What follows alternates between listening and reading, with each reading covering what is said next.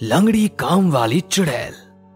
मीना के पति का स्वर्गवास से एक एक्सीडेंट में हो जाने के बाद मीना अकेली पड़ गई थी। घर खर्च और बच्चों की देखभाल करने के लिए मीना को अब खुद ही काम करके पैसों का इंतजाम करना था, पर एक पैर से अपाहिज होने के कारण उसे कोई काम नहीं मिलता। बड़ी मशक्कतों और पैरवी के बाद मीना को एक बड़े सेठ के घर काम मिल जाता है। मीना पूरे दिल से सेठ के घर में काम किया करती थी और शाम होते ही घर वापस आ जाया करती, पर किसे पता था उसके भोलेपन का ये अंजाम होगा। मीना को यहाँ काम करते हुए कुछ महीने बीत चुके थे, पर सेठ ने उसे इस महीने की पैसे नहीं दिए। मीना ने सोचा कि वो खुद ही बाद में दे देंगे, इसीलिए उसने भी पैसे नहीं मांगे। ऐसे ही एक और महीना बीत गया और मीना को इस बार भी पैसे नहीं मिले। जब मीना इतने इंतजार के बाद सेठ से पैसे मांगने गई तो उसने दरवाजे के पीछे से सेठ को फोन कर बात करते सुना।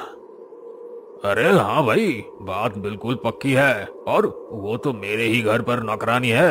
एक पैर ना होने के बाद भी मैंने इसे काम पर रखा है। वो मर भी जाए तो किसी को क्या फर्क पड़ेगा। मरने के बाद उसके घर को अपने काम में लगा देंगे। सबको लगेगा बच्चों को लेकर गांव वापस चली गई है। मीना सेठ जी की बातों को सुनकर घबरा जाती है और घबराहट में उससे कमरे के बाहर रखा कांच का वास गिर के टूट जाता है। सेठ आवाज सुनकर कमरे के बाहर आकर कहता है, अच्छा तो ये तू है? तुझे तो मैं वैसे भी मारने ही वाला था।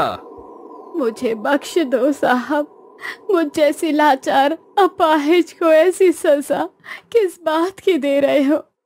मीना के आंसू सेठ को दिखाई नहीं देते और वो उसी टूटे हुए वास से मीना पर वार करके उसे मार देता है और लाश को पास के कुएं में छुपा देता है।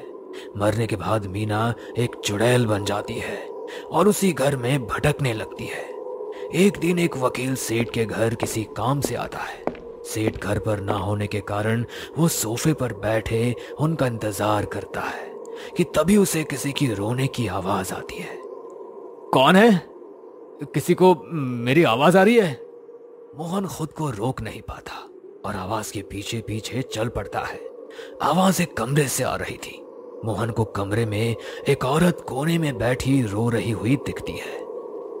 अरे बहन जी, आपको क्या हुआ और आप है कौन? तुम कौन?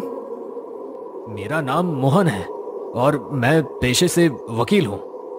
चुड़ैल मोहन के सामने आ जाती है। मोहन चुड़ैल को देखकर थोड़ा घबरा जाता है, पर होश संभालते हुए वो चुड़ैल से पूछता है, क्या तुम मुझे बताओगी तुम यहाँ क्या कर रही हो? चुड़ैल मोहन को सारी बातें बता देती है और उससे मदद मांगती है। मोहन का स्वभाव काफी अच्छा था। उसने चुड़ैल की सारी बातें सुनी और सेठ पर केस करवा दिया।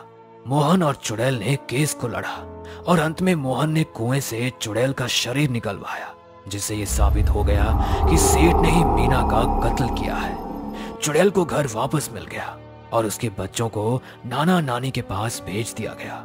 चुड़ैल ने मोहन को शुक्रिया अदा किया और उसे भी मुक्ति मिल गई।